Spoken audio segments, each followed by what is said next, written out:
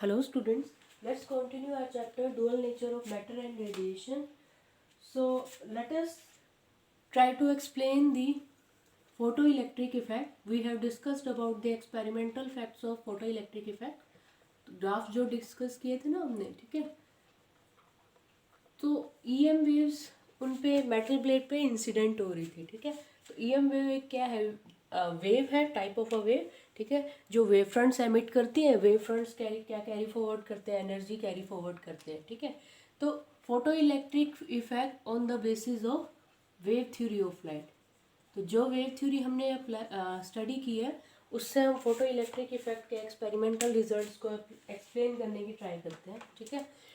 तो एक टर्म आती है फोटो इलेक्ट्रिक इफेक्ट में, थ्रेशोल्ड फ्रीक्वेंसी, ठीक है। अब क्या होता है थ्रेशोल्ड फ्रीक्वेंसी, हमारे पास ईएम वेव्स इंसिडेंट थी मेटल प्लेट पे, ठीक है। क्या इंसिडेंट है मेटल प्लेट पे, ईएम वेव्स इंसिडेंट है, सही है। तो आप सपोज लोएस्ट फ्रीक्वेंसी से स्टार्ट हुए, ठीक है, लोएस्ट फ्रीक्वेंसी की ईएम वेव हमने डाली, ईएम वेव्स आ रही हैं, ठीक है। तो हमने देखा कि जब लो फ्रीक्वेंसी की ईएम वेव आ रही है तब इलेक्ट्रॉन्स एमिट नहीं हो रहे थे, ठीक है, इलेक्ट्रॉन्स एमिट नहीं हो रहे थे जब लो फ्रीक्वेंसी की ईएम वेव आ रही है। अब किस फ्रीक्वेंसी पे इलेक्ट्रॉन एमिट होंगे वो मेटल टू मेटल वेरी करता है, ठीक है। सपोज हमने कोई भी मेटल लिया, लो फ्रीक्वेंसी की ईएम वेव डाली तो इलेक्ट्रॉन एमिट नहीं हुए, ठीक है। फिर हमने फ्रीक्वेंसी क्या कर दी, इंक्रीज कर दी, फिर भी सपोज इलेक्ट्रॉन्स एमिट नहीं हुए, फिर हमने और फ्रीक्वेंसी इंक्रीज कर दी, यानी ऐसी ईएम वेव यूज़ की जिसकी फ्रीक्वेंसी क्या है, ज़्यादा है, ठीक है। तो भी फ्रीक्वेंसी लो और इंक्रीज करने पे भी इलेक्ट्रॉन्स एमिट नहीं हुए। फिर आई एक फ्रीक्वेंसी जिस पे इलेक्ट्रॉन्स एमिट हो गए, ठीक है, electrons starts emitting at a certain frequency, ठीक है, इलेक्ट्रॉन्स एमिट होना स्टार्ट हो गए एट ए सर्टेन फ्रीक्वेंसी। इस फ्रीक्वेंसी को डिनोट किया हमने न्यू नोट से और बोलते क्या है इसको, थ्रेशोल्ड फ्रीक्वेंसी, ठीक है। थ्रेशोल्ड फ्रीक्वेंसी से कम फ्रीक्वेंसी की ईएम वेव डालेंगे ना हम, so there will be no photo electric effect, या इलेक्ट्रॉन्स एमिट नहीं होंगे। और ऐसे भी बोल सकते हैं हम कि एमीटर में हमें करंट की रीडिंग नहीं ऑब्टेन होगी, ठीक है। सो एमीटर में करंट की रीडिंग कब ऑब्टेन होगी, जब हम थ्रेशोल्ड फ्रीक्वेंसी या उससे ज़्यादा की फ्रीक्वेंसी को मेटल पे इंसिडेंट करें, ठीक है। थ्रेशोल्ड फ्रीक्वेंसी क्या होता है, that minimum frequency eight which electron starts emitting, और एमीटर हमारा करंट रेन की रीडिंग देना स्टार्ट कर देगा, ठीक है। और अगर थ्रेशोल्ड फ्रीक्वेंसी से कम फ्रीक्वेंसी की ईएम वेव हमने एमिट इंसिडेंट की है तब एमिशन ऑफ इलेक्ट्रॉन्स नहीं होगा, यानी एमीटर में हमें कोई भी रीडिंग ऑब्टेन नहीं होगी, या ऐसे बोल सकते हो ज़ीरो रीडिंग ऑब्टेन होगी इन दी माइक्रो एमीटर, ठीक है। तो अगर हम लाइट का वेव नेचर लेके चलें, यानी ईएम वेव्स इंसिडेंट हो रही है, अब ईएम वेव्स का कैसा नेचर होता है, वेव नेचर, यानी क्या आ रहे हैं यहाँ, वेव फ्रंट्स आ रहे हैं, ठीक है, क्या आ रहे हैं यहाँ पे, वेव फ्रंट्स आ रहे हैं। वेव फ्रंट्स पे जितने पॉइंट्स हैं वो सोर्स की तरह एक्ट करेंगे, फिर एक न्यू वेव फ्रंट एमिट होगा, ठीक है। तो होना क्या चाहिए कि, यानी अगर वेव थ्योरी के अकॉर्डिंग आए तो वेव्स आने का मतलब एनर्जी आ रही है, और इस मेटल के सरफेस पे जो इलेक्ट्रॉन्स है वो उस एनर्जी को एब्जॉर्ब कर रहे हैं, ठीक है। इस मेटल के सरफेस पे जो इलेक्ट्रॉन्स है वो एनर्जी को एब्जॉर्ब कर रहे हैं, ठीक है। अब हम जितनी ज़्यादा इंटेंसिटी की ईएम वेव डालें उतनी ज़्यादा एनर्जी होगी। देखो इंटेंसिटी क्या होती है, जो ईएम वेव्स आ रही हैं उसमें इलेक्ट्रिक और मैग्नेटिक फील्ड होता है ना, ईएम वेव्स में क्या होता है, इलेक्ट्रिक और magnetic field, and that intensity is proportional to amplitude का स्केयर। किसके एम्पलीट्यूड का, इलेक्ट्रिक एंड मैग्नेटिक फील्ड के एम्पलीट्यूड का स्केयर, ठीक है। तो इंटेंसिटी इज प्रोपोर्शनल टू, मान लो इलेक्ट्रिक फील्ड का एम्पलीट्यूड ई नोट है तो ई नोट स्केयर के प्रोपोर्शनल है। तो जितनी ज़्यादा इंटेंसिटी उतनी ज़्यादा एम्पलीट्यूड की क्या होंगे, ईएम वेव्स आ रही हैं, ठीक है। तो जितनी ज़्यादा इंटेंसिटी उतने ज़्यादा क्या होने चाहिए, एनर्जी एब्जॉर्ब करेंगे कौन, इलेक्ट्रॉन्स, ठीक है। तो हमने एक्सपेरिमेंट में तो ऑब्जर्व किया कि थ्रेशोल्ड फ्रीक्वेंसी से कम फ्रीक्वेंसी की ईएम वेव्स हमारी ईएम वेव अगर इंसिडेंट करते हैं तो फोटो इलेक्ट्रिक इफेक्ट नहीं होता है, ठीक है। बट अगर वेव नेचर दे के चले, वेव नेचर क्या कहता है कि कोई भी अगर वेव नेचर के ये कह रहे हैं ना कि वेव नेचर क्या कह रहे हैं कि जो इलेक्ट्रॉन्स है वो कॉन्टिन्यूसली एनर्जी ऑब्जर्व कर रहे हैं, किसकी, वेव फ्रंट्स की, ठीक है। इलेक्ट्रॉन्स जो मेटल सरफेस में है वो एनर्जी ऑब्टेन कर रहे हैं, एब्जॉर्ब कर रहे हैं फ्रॉम दी वेव फ्रंट, ठीक है। वेव फ्रंट से कॉन्टिन्यूसली एनर्जी ऑब्टेन कर रहे हैं। तो होना कि क्या चाहिए, जैसे ही इलेक्ट्रॉन्स को एनर्जी मिली है ना, पर्टिकुलर वैल्यू ऑफ एनर्जी से ज़्यादा की एनर्जी मिली तो इलेक्ट्रॉन्स एमिट हो जाना चाहिए, ठीक है। तो हम यानी किसी भी फ्रीक्वेंसी की लाइट वेव डालें और उसकी इंटेंसिटी ज़्यादा रखें, या इसकी मिनिमम इंटेंसिटी जिस पे इलेक्ट्रॉन्स एमिट हो रहे हैं उस इंटेंसिटी से ज़्यादा रखें तो इलेक्ट्रॉन्स एमिट हो जाने चाहिए। तो यानी वेव थ्योरी के अकॉर्डिंग जाए तो there should not be any thing called threshold frequency, ठीक है। थ्रेशोल्ड फ्रीक्वेंसी जैसी कोई चीज़ नहीं होनी चाहिए अगर हम वेव थ्योरी के अकॉर्डिंग जाए। बट एक्सपेरिमेंटली क्या है कि थ्रेशोल्ड से कम फ्रीक्वेंसी पे फोटो इलेक्ट्रिक इफेक्ट ही ऑब्टेन नहीं हो रहा था, ठीक है। तो यानी वेव थ्योरी से हम थ्रेशोल्ड फ्रीक्वेंसी का कॉन्सेप्ट एक्सप्लेन नहीं कर पाए। दोबारा सुन लो कि थ्रेशोल्ड फ्रीक्वेंसी कैसे नहीं एक्सप्लेन हो पाया, कि देखो वेव थ्योरी क्या कहती है कि वेव फ्रंट्स एनर्जी लेकर आ रहे हैं, तो इलेक्ट्रॉन्स कॉन्टिन्यूसली वेव फ्रंट्स की एनर्जी एब्जॉर्ब कर रहे हैं, ठीक है। तो जैसे उन्हें कोई यानी उनका फ्रीक्वेंसी से तो लेना देना ही नहीं है, इलेक्ट्रॉन्स को एनर्जी मिल रही है ना। वेव थ्योरी क्या कहती है कि वेव फ्रंट अपने साथ एनर्जी लेके आ रहे हैं, तो इलेक्ट्रॉन्स एनर्जी लेके और निकल जाने चाहिए मेटल से। तो यानी फ्रीक्वेंसी कोई भी हो ये मैटर ही नहीं करना चाहिए कि किसी भी फ्रीक्वेंसी पे अगर ज़्यादा एनर्जी यानी ज़्यादा इंटेंसिटी की वेव हमने इंसिडेंट कर दी तो उतनी एनर्जी अब्जॉर्ब होगी, इलेक्ट्रॉन्स एमिट हो जानी चाहिए। यानी थ्रेशोल्ड फ्रीक्वेंसी जैसा कॉन्सेप्ट होना ही नहीं चाहिए। बट एक्सपेरिमेंट से क्या रिजल्ट निकला कि थ्रेशोल्ड फ्रीक्वेंसी रहती है जिसके नीचे की फ्रीक्वेंसी ईएम वेव को अगर हम इंसिडेंट करें तो फोटो इलेक्ट्रिक एमिशन नहीं होता है, ठीक है। तो फर्स्ट ड्रॉबैक वेव थ्योरी का ये था कि थ्रेशोल्ड फ्रीक्वेंसी के कॉन्सेप्ट को वेव थ्योरी से एक्सप्लेन नहीं कर पाए, ठीक है। चलो दूसरा क्या इफेक्ट है कि हम जैसे एक्सपेरिमेंट में हमने ये देखा कि जैसे थ्रेशोल्ड फ्रीक्वेंसी से ज़्यादा की फ्रीक्वेंसी थ्रेशोल्ड से ज़्यादा फ्रीक्वेंसी की ईएम वेव हमने इंसिडेंट की ना तो फोटो इलेक्ट्रिक एमिशन स्टार्ट हो गया, ठीक है।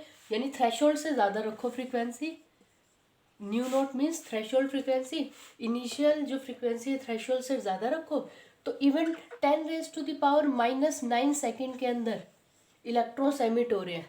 यानी थ्रेशोल्ड से ज़्यादा फ्रीक्वेंसी रखने पे इमीडिएटली इलेक्ट्रॉन्स के एमिशन स्टार्ट होते हैं, ठीक है।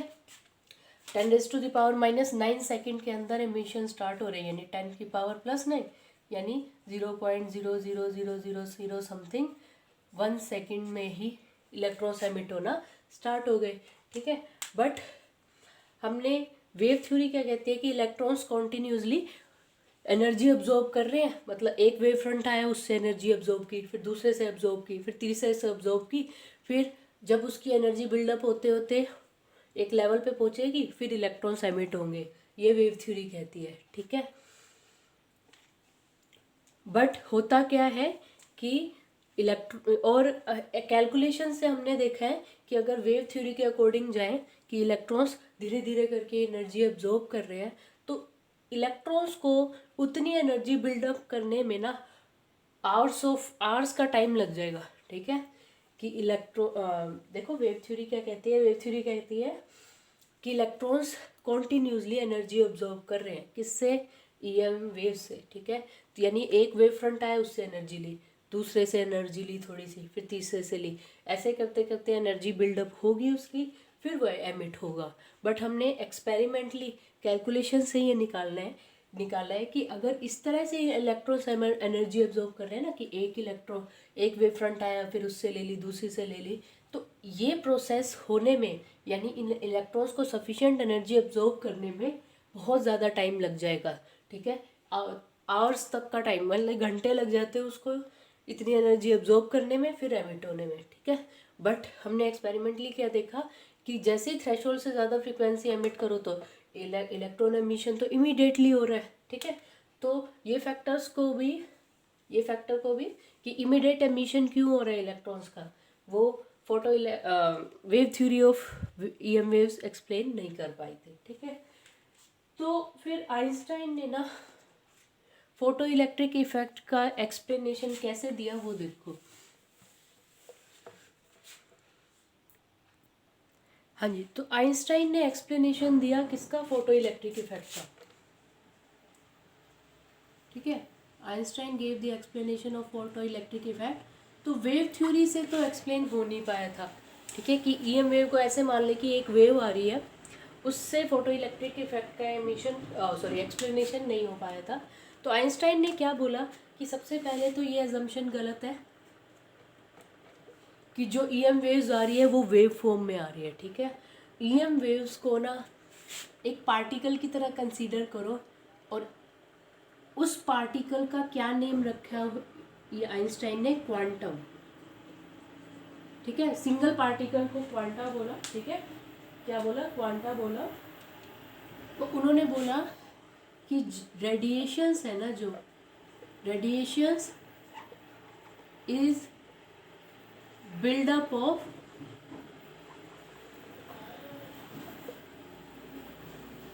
discrete units of energy, discrete units of energy called, and one unit of energy is called quanta, ठीक है। ये कह रही आइंस्टाइन ने क्या बोला कि जो ईएम वेव आ रही है ना, ईएम वेव यहाँ पर रेडिएशन की तरह, वेव की तरह बिहेव ना करके, ठीक है, एक पार्टिकल की तरह बिहेव कर रही है, मूविंग पार्टिकल की तरह, ठीक है। तो वो ऐसे कंसीडर करो कि जो रेडिएशंस है वो यूनिट एनर्जी की यूनिट्स है, एनर्जी के छोटे छोटे पार्टिकल से मिलके बनी हुई है। और एनर्जी के पार्टिकल का क्या नेम है, क्वांटा, ठीक है। एनर्जी के पार्टिकल का क्या नेम है, क्वांटा। यानी कि वेव थ्योरी तो ये कह रही थी ना कि वेव फ्रंट्स आ रहे हैं और कॉन्टिन्यूस अब्सॉर्प्शन होता है किसका, ईएम वेव्स का, बाय द इलेक्ट्रॉन्स, ठीक है। तो आइंस्टाइन ने सबसे पहले बोला कि जो रेडिएशन है ना, उसका नेचर आप कैसा कंसीडर करो, पैकेट्स की तरह कंसीडर करो, कि एक रेडिएशन का आने का मतलब बहुत सारे पैकेट्स का आना है, और पैकेट्स ने को हमने नेम दे दिया क्वांटा, ठीक है। यानी एक कोई भी रेडिएशन यहाँ पे फॉल कर रही है ना, इस वाइट बोर्ड पे फॉल कर रही है, रूम की लाइट फॉल कर रही है, तो रूम की लाइट फॉल इस बोर्ड पे फॉल करने का मीनिंग है कि इस बोर्ड पे एनर्जी पैकेट्स आ रहे हैं, ठीक है। इस बोर्ड पे एनर्जी पैकेट्स आ रहे हैं, इंडिविजुअल एनर्जी पैकेट, एक पैकेट आया, दो पैकेट आया, तीन पैकेट आए, ठीक है। और इन पैकेट के पास एक फ्रिक्वेंसी है न्यू, और सभी की फ्रिक्वेंसी इक्वल है, ठीक है। जैसे रूम की लाइट है, उस रूम में हमने बल्ब ऑन कर रखा है तो उससे लाइट एमिट हो रही है, उससे लाइट एमिट होने का मतलब प्रीवियस चैप्टर में पढ़ा था हमने कि वेव फ्रंट एमिट हो रहा है ना, कि जैसे ये हमारे पास single bulb source of bulb है, ठीक है, तो इसने स्फेरिकल वेव फ्रंट एमिट किया है ना, और उस पे जो पॉइंट्स थे उन्होंने दोबारा से सोर्स का काम किया और क्या बना दिया, एक वेव फ्रंट, है ना। तो सिंगल पॉइंट सोर्स से कैसे वेव फ्रंट एमिट हो रहे थे, बहुत सारे स्फेरिकल वेव फ्रंट्स एमिट हो रहे थे, सही है। बट आइंस्टाइन ने बोला कि समटाइम्स जो रेडिएशंस है ना वो एनर्जी के पैकेट्स की तरह बिहेव करती हैं, ठीक है। जैसे पार्टिकल के पास एनर्जी होती है ना, ठीक है, पार्टिकल के पास एनर्जी है, वैसे ही रेडिएशंस के पास एनर्जी है, ठीक है। तो किसी भी सरफेस पे अगर रेडिएशंस फॉल कर रही हैं तो इसका मतलब उस पर क्या फॉल कर रहा है, एनर्जी के पैकेट्स फॉल कर रहे हैं, ठीक है। तो रेडिएशन आने का मतलब बहुत सारे एनर्जी पैकेट्स का आना, और एक पैकेट में एनर्जी होती है कितनी, h टाइम्स ऑफ न्यू, ठीक है। एक क्वांटम में कितनी एनर्जी है, h न्यू, ठीक है। तो यानी इंडिविजुअल पैकेट्स फॉल कर रहे हैं किसके ऊपर, मेटल सरफेस के ऊपर। फोटो इलेक्ट्रिक इफेक्ट पे लें तो पहले हम वेव फ्रंट्स मान रहे थे ना कि वेव फ्रंट्स इंसिडेंट है इसके ऊपर। अब आइंस्टाइन ने बोला कि वेव फ्रंट्स की कॉन्सेप्ट को छोड़ दो, ठीक है। वेव आने का मतलब, ईएम वेव आने का मतलब पैकेट्स का आना है, ठीक है। और एक पैकेट अपने आप में एक बंडल ऑफ एनर्जी है, उसके पास कितनी एनर्जी है, एच न्यू, समझ रहे हो। तो न्यू फ्रीक्वेंसी आ गई ना, ठीक है। तो ये एक्सप्लेनेशन हमारी सॉल्व हो गई कि थ्रेशोल्ड फ्रीक्वेंसी क्यों एग्जिस्ट करती है ना। तो न्यू नोट पे कोई ना कोई एनर्जी होगी, ठीक है, न्यू नोट पे एनर्जी होगी। अब जब इंसिडेंट की फ्रीक्वेंसी किससे ज़्यादा है, थ्रेशोल्ड से ज़्यादा है, तो फ्रीक्वेंसी ज़्यादा होने का मतलब इंसिडेंट फोटोन की एनर्जी भी ज़्यादा है। ठीक है, थ्रेशोल्ड फ्रीक्वेंसी से इंसिडेंट फ्रीक्वेंसी ज़्यादा होने का क्या मीनिंग है कि एनर्जी ज़्यादा होगी। ठीक है, तो जैसे ही थ्रेशोल्ड से फ्रीक्वेंसी ज़्यादा यानी एनर्जी ज़्यादा, ठीक है, वो एनर्जी को कौन ऑब्जॉर्व कर लेगा, इलेक्ट्रॉन्स ऑब्जॉर्व कर लेंगे और क्या हो जाएंगे, एमिट हो जाएंगे। ठीक है, और क्या हो जाएंगे, हमारे एमिट हो जाएंगे। तो मिनिमम थ्रेशोल्ड फ्रीक्वेंसी के जो कॉरस्पॉन्डिंग एनर्जी है उसको हम बोल सकते हैं मिनिमम एनर्जी, है ना। थ्रेशोल्ड फ्रीक्वेंसी क्या था, मिनिमम फ्रीक्वेंसी जिसपे फोटो इलेक्ट्रिक एमिशन होता है। ठीक है, और थ्रेशोल्ड फ्रीक्वेंसी के कॉरस्पॉन्डिंग जो एनर्जी है वो कौन सी एनर्जी है, मिनिमम एनर्जी है इलेक्ट्रॉन्स की। ठीक है, चलो, तो यानी ईएम वेव आने का क्या मीनिंग है कि एनर्जी पैकेट्स का आना। ठीक है, तो अब ये मेटल सरफेस पे सपोज एक फोटोन आया, एक फोटोन आने का मतलब एक एनर्जी पैकेट आया, कितनी एनर्जी का, एच न्यू एनर्जी का। ठीक है, तो देखो मिनिमम एनर्जी कितनी है, एच न्यू नॉट, इसी को ही हम वर्क फंक्शन बोल देते हैं, डिनोटेड बाय फाई नॉट। ठीक है, मिनिमम एनर्जी को क्या बोल देते हैं, वर्क फंक्शन बोल देते हैं। Minimum energy required to emit the electron और eject the electron from its metal surface. ठीक है, तो ये हमारे पास क्या हो गई, मिनिमम एनर्जी हो गई। तो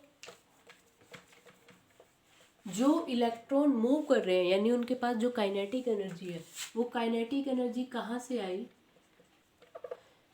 इंसिडेंट फोटोन आया जिसकी एनर्जी की थी, कितनी थी, एच न्यू। एच न्यू में से एच न्यू नोट माइनस कर दो। एच न्यू नोट कौन सी एनर्जी है, work function. Work function means that minimum energy required to eject the electron from its metal surface. H nu कौन सी energy है, इंसिडेंट एनर्जी, वेव पैकेट की incident energy में से। ठीक है, मिनिमम एनर्जी सब्ट्रैक्ट कर दो तो वो किसके इक्वल आ जाएगी, इलेक्ट्रॉन्स के काइनेटिक एनर्जी के इक्वल आ जाएगी। ठीक है, इलेक्ट्रॉन्स के काइनेटिक एनर्जी के इक्वल आ जाएगी। तो कौन सी एनर्जी होगी ये, इलेक्ट्रॉन की मैक्सिमम काइनेटिक एनर्जी ना, कौन सी एनर्जी होगी, इलेक्ट्रॉन्स की मैक्सिमम काइनेटिक एनर्जी। ठीक है, तो इस इक्वेशन को फोटो इलेक्ट्रिक आइंस्टाइन्स इक्वेशंस भी बोल सकते हैं, आइंस्टाइन्स फोटो इलेक्ट्रिक इक्वेशन बोल सकते हैं। ठीक है, चलो, अब काइनेटिक एनर्जी हमें पता है क्या रहती है, ऑलवेज पॉजिटिव, है ना। काइनेटिक एनर्जी ऑलवेज क्या रहती है, पॉजिटिव रहती है। हाफ एम वी स्क्वायर होता है ना kinetic energy, half M V square, mass object का वो एक पॉजिटिव क्वांटिटी है, मास नेगेटिव नहीं होता, वी का स्क्वायर है यानी क्या होगा, वो पॉजिटिव। तो kinetic energy is always positive, यानी H nu minus H nu not, H nu minus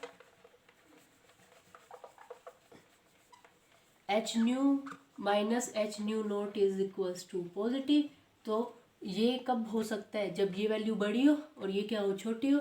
it means H new is greater then H nu not, है ना। तो इंसिडेंट की फ्रीक्वेंसी किससे ज़्यादा होनी चाहिए, थ्रेशोल्ड से ज़्यादा होनी चाहिए, तभी काइनेटिक एनर्जी क्या होगी, मैक्सिमम।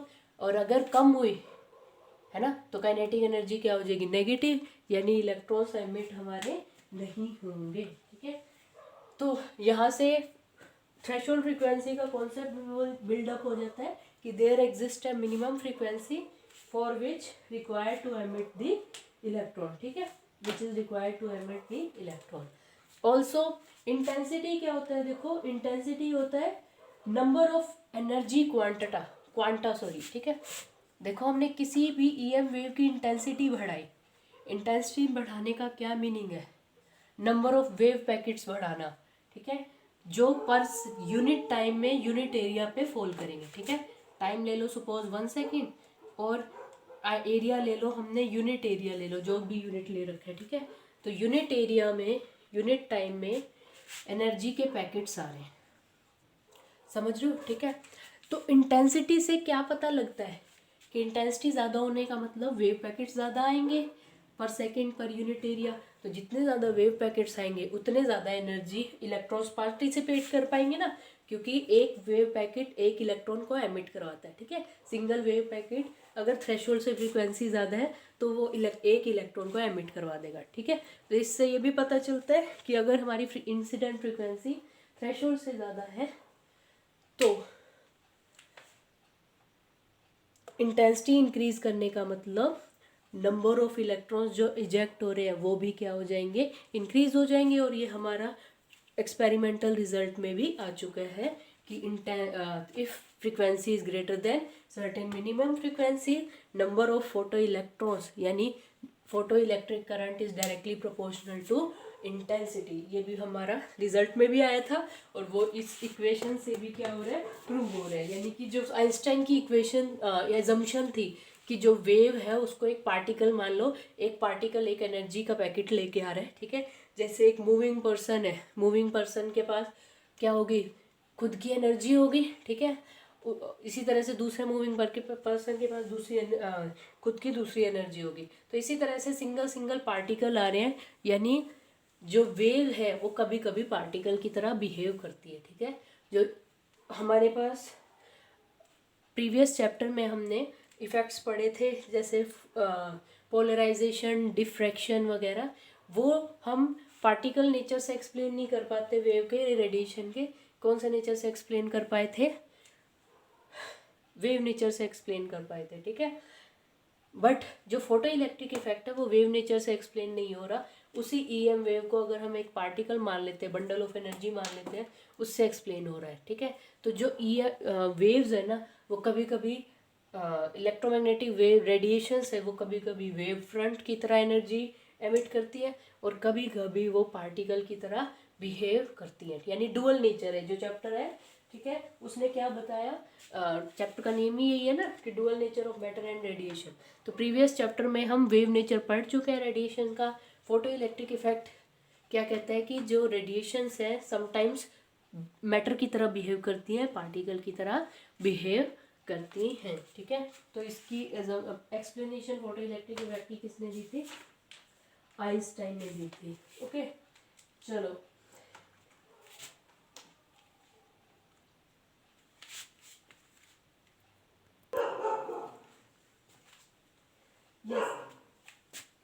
तो हमने ये देखा था कि अगर हमारे पास ग्राफ आया था ना, हमने ग्राफ डिस्कस किया था राइट, ये हमने ग्राफ डिस्कस किया था एक between photo electric current and anode potential V, ठीक है, डिफरेंट इंटेंसिटीज पे I1 I2 एंड I3, ठीक है। तो यहाँ पे आई थी स्टॉपिंग पोटेंशियल वो नेगेटिव पोटेंशियल था जहाँ पे इलेक्ट्रॉन्स स्टॉप हो जाते थे, ठीक है। यानी इलेक्ट्रॉन्स काइनेटिक, जैसे ही मेटल सरफेस पे थ्रेशोल्ड से ज़्यादा एनर्जी की फ्रिक्वेंसी फॉल की तो इलेक्ट्रॉन्स एमिट होना स्टार्ट हो गए, सही है। तो उनके पास अपनी एक काइनेटिक एनर्जी है, ठीक है। तो जितनी उनके पास काइनेटिक एनर्जी है उतनी रिपल्सिव एनर्जी अगर हम अप्लाई कर दें तो वो स्टॉप कर जाते हैं, ठीक है। तो स्टॉपिंग पोटेंशियल के कॉरस्पॉन्डिंग एनर्जी ईवी नोट, अगर ये ईवी नोट की वैल्यू इलेक्ट्रॉन्स की मैक्सिमम काइनेटिक एनर्जी के इक्वल हो जाए, ठीक है। ईवी नोट क्या है, स्टॉपिंग पोटेंशियल ना, स्टॉपिंग पोटेंशियल के कॉरस्पॉन्डिंग एनर्जी कितनी है, ईवी नोट अगर मैक्सिमम काइनेटिक एनर्जी के इक्वल हो जाए तो इलेक्ट्रॉन्स क्या कर जाएंगे, हमारे स्टॉप कर जाएंगे। तो देखो हमारे पास हमने अभी फोटो इलेक्ट्रिक इक्वेशन देखी थी कि इलेक्ट्रॉन्स के पास कितनी एनर्जी है, काइनेटिक एनर्जी कितनी है, H nu minus H nu naught, है ना। काइनेटिक एनर्जी फोटो इलेक्ट्रॉन की कितनी है, H nu minus H nu note, सही है। अगर ये काइनेटिक एनर्जी किसके इक्वल हो जाए, अगर ये सपोज काइनेटिक एनर्जी की वैल्यू मैक्सिमम हो जाए, है ना, और इस मैक्सिमम काइनेटिक एनर्जी, ये हमारे पास मैक्सिमम काइनेटिक एनर्जी है, तो मैक्सिमम काइनेटिक एनर्जी के इक्वल बाहर से एनर्जी हमने सप्लाई कर दिया, तो बाहर से एनर्जी कितनी सप्लाई कर रहे हैं हम, ईवी, और ये वी पोटेंशियल वो है ना जिस पे इलेक्ट्रॉन स्टॉप कर जाएंगे, तो इसको क्या बोल देंगे, थ्रेशोल्ड स्टॉपिंग पोटेंशियल। तो EV naught is equals to H nu minus H nu naught, ठीक है, समझ आया? ये काइनेटिक एनर्जी जो इलेक्ट्रॉन के पास थी उसके इक्वल हमने बाहर से एनर्जी सप्लाई कर दी। सही है? मतलब अगर यहाँ से कोई मूविंग पार्टिकल आ रहा है तो सेम एनर्जी का पार्टिकल यहाँ से हमने भेज दिया तो वो क्या कर जाएगा, स्टॉप कर जाएगा। तो इलेक्ट्रॉन जितनी एनर्जी से बाहर आ रहे थे, मान लो 2 जूल से बाहर आ रहे थे, तो 2 जूल ही एनर्जी हमने बैटरी के थ्रू सप्लाई कर दी तो इलेक्ट्रॉन क्या कर जाएगा, स्टॉप कर जाएगा। तो जिस वोल्टेज पे ये हो रहा है that is this stopping potential, और उस स्टॉपिंग पोटेंशियल के कॉरस्पॉन्डिंग एनर्जी कितनी है, AV0। चलो, तो V0 की वैल्यू अगर हम फाइंड आउट करेंगे ऐसे तो क्या आएगी, V0 is equals to h/e nu minus h/e nu e nu naught, है ना। Stopping potential V0 is equals to h/e nu minus h/e nu naught. तो ये देखो इससे कंपेयर हो रही है y equals to mx plus c से, ठीक है। यानी अगर हम y एक्सिस के अलोंग किसको ले लें, स्टॉपिंग पोटेंशियल को, ठीक है। y एक्सिस के अलोंग किसको ले लें, V0 को ले लें, और x एक्सिस के अलोंग किसको ले लें, फ्रीक्वेंसी को ले लें, ठीक है। y एक्सिस के अलोंग किसको ले लें, V0 को ले लें, और x एक्सिस के अलोंग ये x एक्सिस है और ये हमारा y एक्सिस है। तो y एक्सिस के अलोंग किसको ले लिया हमने, V0 को ले लो स्टॉपिंग पोटेंशियल को, और x एक्सिस के अलोंग किसको ले लिया हमने, फ्रीक्वेंसी ले लो, ठीक है। तो देयर एग्जिस्ट मिनिमम फ्रीक्वेंसी, है ना। मतलब जब तक ये फ्रीक्वेंसी की वैल्यू इंक्रीज कर रही है ना, फ्रीक्वेंसी की वैल्यू इंक्रीज कर रही है, इलेक्ट्रॉन एमिट नहीं करेंगे, ठीक है। फिर आएगी हमारे पास थ्रेशोल्ड फ्रीक्वेंसी, ठीक है। थ्रेशोल्ड फ्रीक्वेंसी की अगर बात करें, ठीक है, और फ्रीक्वेंसी इंसिडेंट न्यू नोट से ज़्यादा है तो हमारे पास ये कैसा ग्राफ बन रहा है, देखो स्ट्रेट लाइन ग्राफ बन रहा है ना। ये इक्वेशन किसकी है, स्ट्रेट लाइन की। तो यानी ये किसको मैच कर रहा है, स्ट्रेट लाइन को। तो V0 और न्यू के बीच में ग्राफ कैसा होगा, स्ट्रेट लाइन, ठीक है। अब इसका क्या मीनिंग होता है, ये इंटरसेप्ट होता है ना ऑन y एक्सिस, तो माइनस में है, तो V0 माइनस में किधर होगा, नीचे, सही है, ठीक है। तो ये जो इंटरसेप्ट है ऑन y एक्सिस, सही है, वो किसके इक्वल है, माइनस h/e के इक्वल है, ठीक है। सॉरी h/e इंटू में क्या आ जाएगा, न्यू नोट, ठीक है। इंटरसेप्ट ऑन y एक्सिस कितना आ जाएगा हमारा, h/e न्यू नोट के इक्वल आ जाएगा c इंटरसेप्ट, ठीक है। कर लोगे। तो ये हमारा एक्सपेरिमेंटली भी प्रूव होता है कि अगर इनिशियल फ्रीक्वेंसी थ्रेशोल्ड से ज़्यादा नहीं है तो इलेक्ट्रॉन एमिट नहीं होंगे, इलेक्ट्रॉन ही एमिट नहीं हो रहे तो स्टॉपिंग पोटेंशियल की भी ज़रूरत नहीं है, फिर स्टॉप किसको करेंगे, है ना। फिर न्यू नोट से ज़्यादा की फ्रीक्वेंसी इंक्रीज हमने इंसिडेंट कर दी तो स्टॉपिंग पोटेंशियल भी क्या कर रहा है हमारा, डायरेक्टली इंक्रीज कर रहा है। इसी तरह से एक और मेटल ले लो, सपोज ये मेटल ए के लिए है, एक अनदर मेटल बी के लिए ले लो, ठीक है। और मेटल बी की जो फ्रीक्वेंसी है वो कम ले लो, ठीक है, और मेटल ए की फ्रीक्वेंसी क्या है, ज़्यादा, सही है। तो हमें अगेन क्या मिला, एक स्ट्रेट लाइन मिला ग्राफ, अगेन मिला स्ट्रेट लाइन ग्राफ, ठीक है, सही है।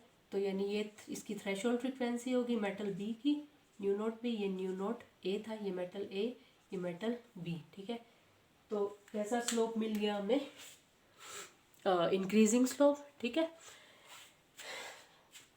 तो V0 और न्यू की फ्रीक्वेंसी क्या आएगी, और सॉरी ग्राफ कैसा प्लॉट होगा, स्ट्रेट लाइन ग्राफ हमारा प्लॉट होगा। Thank you.